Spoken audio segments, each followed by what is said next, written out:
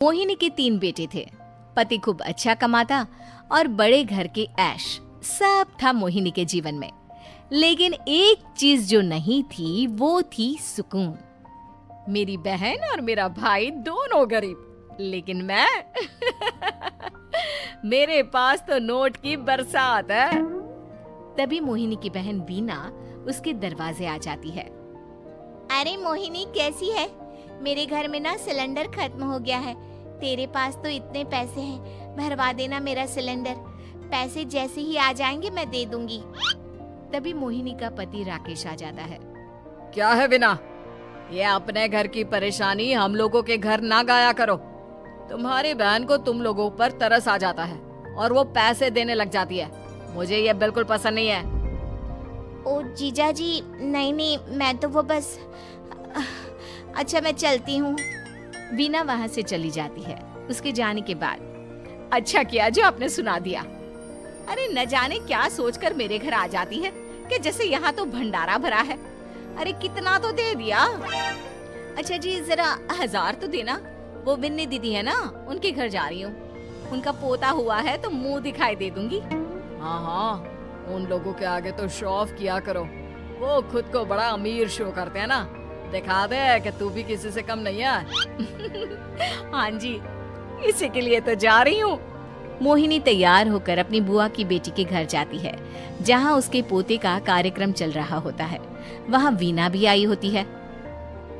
अरे वीना, क्या जरूरत थी यहाँ आने की?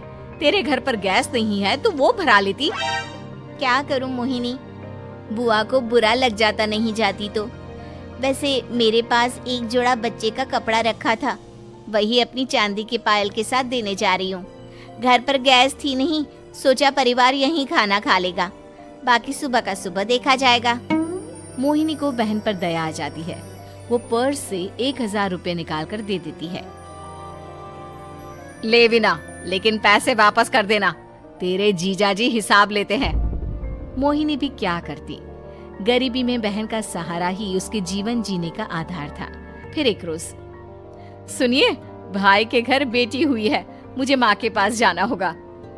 अरे उस घर में ना कूलर है ना एसी, कैसे रहोगी तुम? हाँ, वही सोच रही हूँ कि अकेली जाऊं, बच्चों को साथ ना ले जाऊं। चली जाओ, लेकिन ये जो तुम अपने गरीब परिवार से मिलने चली जाती हो ना, मुझे बिल्कुल अच्छा नहीं लगता। पता नहीं मैं भी कैसे मैनेज करती हूँ, लेकिन क्या करूँ। मोहिनी भाई भाभी के घर आती है। मोहिनी, कैसे आना हुआ? तू यहाँ हम लोगों के घर रह लेगी या फिर किसी होटल में रहेगी? क्या हो गया है माँ? मोहिनी को क्यों ऐसे बोल रहे हैं आप? अरे तू नहीं जानती अपनी ननद को, पैसे वाली है ना, तो ऐड कुछ ज्यादा ही है। मोहिनी को माँ की बात का बुरा नहीं लगता है, क्योंकि उसे पता ही नहीं चलता कि माँ उसे जली कटी सुना रही है। वो भाभी की बच्ची के साथ लेन देन करती है और वहाँ से चली जाती है।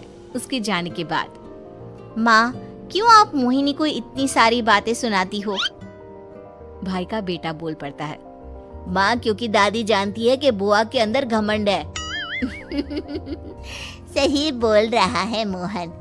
बहू भले तुझे ना दिखता हो, लेकिन मुझे और मोहन को दिखता है कि वो कितनी घमंडी है। मोहिनी मायके आती है, जहाँ गरीबी के कारण चीजें कम होती हैं। इस मोहन के बच्चे को काम पर लगा दो ना, किसी दुकान या किसी होटल में। बर्तन धो लिया करेगा, कम से कम 4 पैसे और आएंगे घर में। देख मोहिनी, माना तेरे पास पैसा है, लेकिन तेरे भाई के दिन इतने भी बुरे नहीं चल रहे कि वो अपने बच्चे की पढ़ाई रुकवाकर उससे बर्तन धुलवाए। मोहन माँ की ओर देखता है, जैसे आंखों से बोल रहा हो, देख लिया बुआ का हाल। हाँ मोहिनी, बात तो सही है, लेकिन अभी मोहन को पढ़ना है। आखिर तुम भी तो अपने दोनों बेटों को पढ़ा रही हो ना। मेरे बेटों से कैसे कंपेयर कर सकती हैं आप? अरे वो तो कलेक्टर बनेंगे। हाँ, कल को वो मोहन को नौकरी में रख लेंगे, क्यों? मोहिनी कुछ दिन और रहकर चली जाती है। धीरे धीरे दिन बीतता है। मोहन बड़ा होता है और कड़ी मेहनत से सफल भी हो जाता है। मोहिनी, माँ के जाने के बाद तो तुमने भाई भाभी के घर जाना छोड़ ही दिया, क्यों? वो क्या है ना, उन लोगों का घर छोटा है, मेरे बच्चे जाना ही नहीं चाहते। पर तुझे क्यों अचानक मायके की बात याद आ गई? यार मेरा तो मायका है, भाई भाभी है, मेरा तो आना जाना लगा ही रहता है। हाँ, क्योंकि तुझे आदत है ना ऐसे छोटे से घर में और कम पैसे में रहने की। वैसे क्या खबर है आजकल मायके की अपने? अब वो घर छोटा और कम पैसे का नहीं रहा, क्योंकि मोहन तो बहुत बड़ा आदमी बन गया है। फिर क्या? मोहिनी भाभी को फोन करती है। मोहन किसी बड़ी कंपनी का मैनेजर हो गया है क्या भाभी? क्या ये सच है? हाँ मोहिनी दीदी, अब तो हम लोगों के गरीबी के दिन कट गए। आपके भाई ने कोई अच्छे कर्म किए होंगे जो हम लोगों का बेटा इतना अच्छा कमा रहा है। देख लो भाभी, पहले भी आपने कई गलतियां की थी, आप थोड़ा संभल कर चलना। भाभी को मोहिनी की बात समझ में नहीं आती कि वो क्या कहना चाहती है। फिर एक दिन बीना मोहिनी से कहती है, मोहिनी, हमारा भतीजा मोहन अच्छा कमा रहा है, क्यों ना मैं अपने बेटे की नौकरी के लिए उससे बात करूं? अरे बुआ का बेटा है, ये सोचकर मदद तो करेगा ना? हाँ हाँ, क्यों नहीं करेगा, उसके बुरे दिन में तो हम भी खड़े थे। मोहन को वीना फोन करती है और अपने बेटे की मदद करने की बात करती है। हाँ हाँ बुआ, क्यों नहीं, आप सिद्धार्थ को भेज दें, मैं अपनी ही कंपनी में उसकी नौकरी करवा देता हूँ। दिन बीतते हैं, अब वीना के हालात भी अच्छे हो जाते हैं। क्या बात है वीना, तूने भी कार ले ली, वो भी इतनी अच्छी? हाँ मोहिनी, अपने भतीजे के कारण तो हम लोगों की दिन अच्छी हो गए। उसने सिद्धार्थ की नौकरी लगवा दी है, वो भी शानदार। ठीक है, लेकिन पैसे ख्याल से खर्च करना। तो क्या है ना, पैसे आने आसान है लेकिन संभालने मुश्किल। मोहिनी घर पर अपने पति से बात करती है। देखो ना, सबके पास पैसे हैं। एक वक्त था जब मैं ही अमीर हुआ करती थी। लगता है कि ज्यादा दिन नहीं रह पाओगी। मेरी नौकरी को कुछ साल ही बचे हैं और तुम्हारे दोनों लड़के निकम्मे हैं। उन लोगों को बोलो ना कि नौकरी करे। तभी वहाँ मोहिनी के बेटे भी आ जाते हैं। अरे हमें क्या मोहन समझा है जो दिन रात गधे की तरह काम करते रहे? खैर, दिन फिरते हैं और मोहिनी के पति की नौकरी भी खत्म हो जाती है।